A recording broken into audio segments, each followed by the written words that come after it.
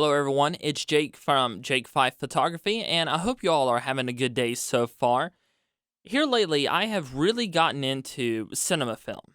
Now, I've always been into, taking photos on motion picture film stocks, mostly black and white stuff, but I also enjoy shooting on the Kodak Visions 3 cinema film line.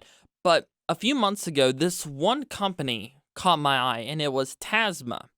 Now, I don't shoot a lot of European film stocks, unless it's like Ilford, sometimes Fomapan, but this one stood out to me because it was 100 speed film. It was very high sharpness, and I was amazed by how little grain there was. I get most of my film from the Film Photography Project. Shout out to those awesome guys.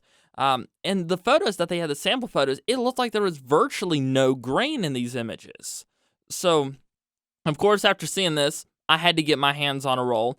And a few months back, I actually shot a roll in downtown near where I live. And I don't exactly know what happened, but as I was developing it in the Cinestill DF96 monobath, when I went to go do the very first inversion, it didn't completely come undone, but there were leaks. And, I partially took it off and I tried to screw it back on so that it wouldn't leak anymore, but it was still leaking. And I couldn't quite figure it out. And I couldn't let it do a stand development because you can technically do that, but I honestly don't know how to do it.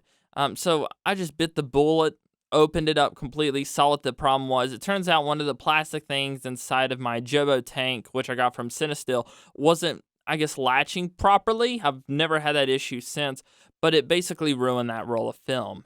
I did continue developing it, and I got maybe out of a roll of 24, I got one or two usable images, and they're not very good. So I shot another roll, and that's the roll that you're currently seeing on screen. And this one was special to me because it was one of my friend's last days at his job that he's had for many, many years.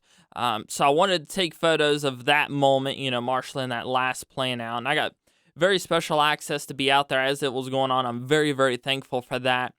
But I developed it in the Cinestill monobath. It was actually the last roll of film I ever developed with the monobath. And then I sent it to a local lab to scan because I didn't have a scanner at the time. And I really, I liked the results, but there was something that I kind of felt wrong about. Like, it was too punchy. It was too contrasty. It was very dark and aggressive looking. And, I really liked it.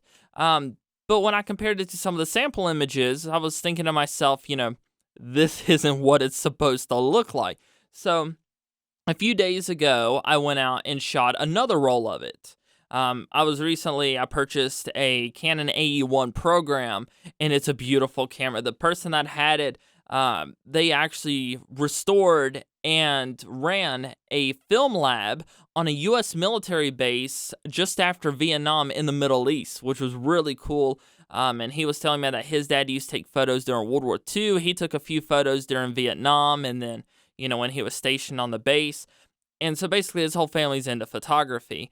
And he said that all of the lenses, which there was the 50 millimeter lens, there was a 210 millimeter lens with a teleconverter that basically doubles it. And there was another lens, I can't remember. I think it was a 35 or something like that. But they're all beautiful. And what was really cool about it was they all looked brand new. I mean, I know this stuff was from, the 70s and 80s, but it literally looked like it was bought today. And they had lens caps on them, lens protectors. So when I shot this film, it looks insanely sharp. It almost looks digital. I decided to go around the airport and around my house and test out, the roll of Tasma NK-2 with my new camera. And I'll do a separate video on the Canon AE1 and my thoughts on that later. But I got home and I developed it in my D96 Cinema Developer. Now, this is a development process that is designed for motion picture films. So this is exactly what Tasma NK-2 is designed for. Now, what's interesting is when I was looking at the massive depth chart, I didn't see any recipes for Tasma NK-2. So what I did was I contacted the film photography project, and they recommended that I use the recipe for another 100 speed film. And I used one that I had great success with, which is Fomapan 100. Not exactly a cinema film, but I figured it should work. And boy, it looks beautiful. I'm very, very, very pleased with how these images look. But I developed them myself about, I think it was 6.5 minutes, then fix for 5 minutes, and then do a final rinse of about 5 minutes, which I actually added a minute, so it's a 6-minute final rinse. But between the developer and the fixer, I did a 2-minute rinse just to make sure all of it, all the gunk was off. And I scanned it on my Epson V550, and it looks beautiful. But what I noticed when I first scanned it in, I guess the naked scans, it looked like the scans I got from the other lab. And, I realized that this was more than likely, something due to the backlighting on the printer. I mean, not printer, but scanner, or, something else, but that is not what that film's supposed to look like. So I did some tweaking with it, very light stuff. I like to do my edits in Lightroom, so I just kind of get it to, what the film is supposed to look like.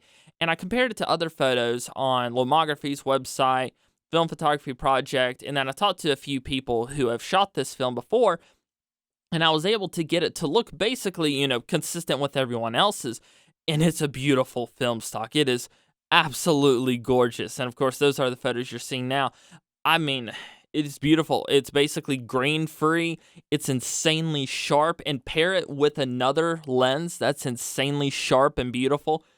I mean, I love Kodak XX, don't get me wrong, but if I'm looking for a fine-grained film with, really cinematic qualities, I might stick with this. Like if I'm doing landscapes or, portraits or something like that, I really like how it turned out.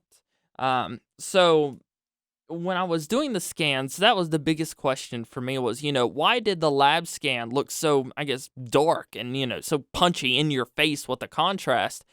And, I love my film lab. I've had, some issues in the past, but, when you go there 100 times, you're going to have a few bad experiences. But this was the very first roll of film that I shot myself, developed myself, and scanned myself, and I really loved the process. I didn't mind how long it took me to scan the film, which was a little over an hour. It's only, 24 exposures, but I like to be very neat and orderly when I scan everything and when I do the corrections that need to be done. But yeah, Tasma NK-2, it has a really good dynamic range. I was absolutely impressed with it. I think something like this could probably be pushed maybe barely 400, although I wouldn't do that. I'd probably stay at 200 and then, 50 ISO. That's as far as I would go in either direction with it. But, for very certain projects where I'm wanting to get not exactly the nostalgic film look that you get with Kodak XX, but more of like a modern film look, I would definitely go with Tasma NK-2. So let me know in the comments what you thought about this, what you think about the images. If you have a favorite image from the slideshow, let me know. I'd love to hear your thoughts. And also, if you've shot Tasma NK-2 in 35mm format, let me know what you think about it. Like I said, I've only successfully shot 2 rolls of this stuff, and I'm still learning on it. So if anyone has any advice for shooting on it, I'd very much appreciate it. But I'm Jake, and I hope you all have a great rest of your day.